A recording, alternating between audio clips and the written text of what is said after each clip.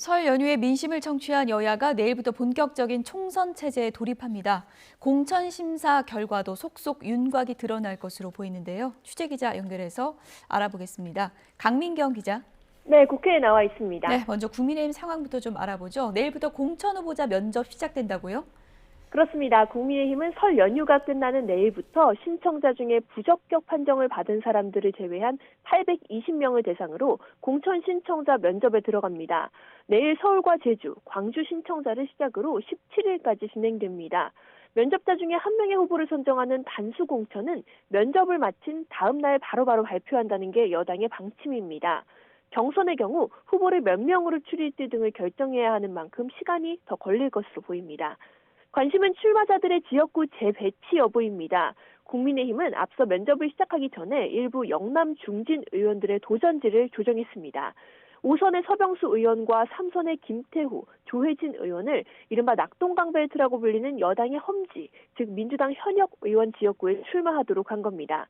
당내에선 영남권에 이어 수도권 지역구도 재편될 수 있다는 이야기가 나오는데 서울, 강남 등 여당의 강세 지역이 특히 주목받습니다. 강남 을에 나란히 공천을 신청한 4선의 박진 의원과 이원모 전 대통령실 인사비서관이 대표적입니다. 이들을 다른 수도권 지역 등에 재배치하고 강남 을에는 경쟁력 있는 새 인물을 전략 공천할 가능성도 있습니다. 민주당에서는 현역 평가 하위 20% 명단을 통보할 예정인데 비명계 의원들이 얼마나 포함될지가 관건이겠죠? 그렇습니다. 앞서 민주당은 23개 경선 지역과 단수 공천 지역 27곳 그렇게 후보자들을 발표했는데요. 공관위는 조만간 현역 평가 하위 20%를 대상으로 31명에게 결과를 통보할 예정입니다.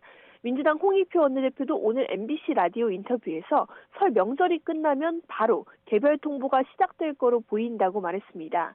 하위 20% 명단에 든 의원들은 후보 경선 과정에서 얻은 점수의 20%, 특히 하위 10%는 최대 30%까지 깎입니다. 하위 10%의 경우엔 사실상 컷오프에 가까운 불이익을 받게 되는 겁니다. 최근 민주당에서는 이명백 공관위원장의 윤 정권 탄생 책임론 발언으로 불거진 친명계와 친문계 간의 갈등, 이른바 문명 갈등이 불거진 상태인데요. 이 때문에 하위 20% 명단에 비명계 의원들이 상당수 포함될 경우 계파 간 갈등이 폭발할 수 있다는 전망이 나옵니다.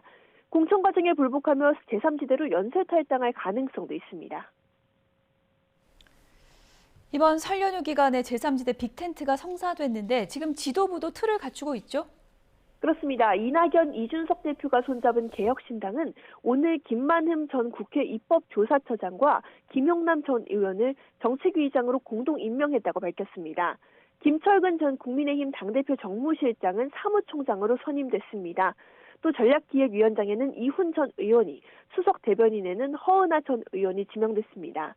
핵심 당직을 인선한 개혁신당은 내일 첫 정식 지도부 회의를 진행하며 당원 당규와 강령 등도 본격 논의하겠다는 방침입니다. 개혁신당은 위성정당을 만들지 않겠다고 공언했는데 가장 큰 쟁점은 공천 문제를 어떻게 풀어나갈지가 될 걸로 보입니다. 지역구 공천도 중요하지만 크게 4개 세력이 연대한 상태인 만큼 비례 순번 배치를 놓고 물밑 기싸움이 예상됩니다. 이런 가운데 항소심에서 실형을 선고받은 조국 전 법무부 장관은 오늘 문재인 전 대통령을 예방합니다. 이어 내일 부산에서 신당과 총선 관련 입장을 밝힐 걸로 알려졌습니다. 독자 노선을 택할지 아니면 민주당이 추진하는 범진보 세력 비례연합정당과 함께할지 관심이 쏠립니다. 지금까지 국회에서 전해드렸습니다.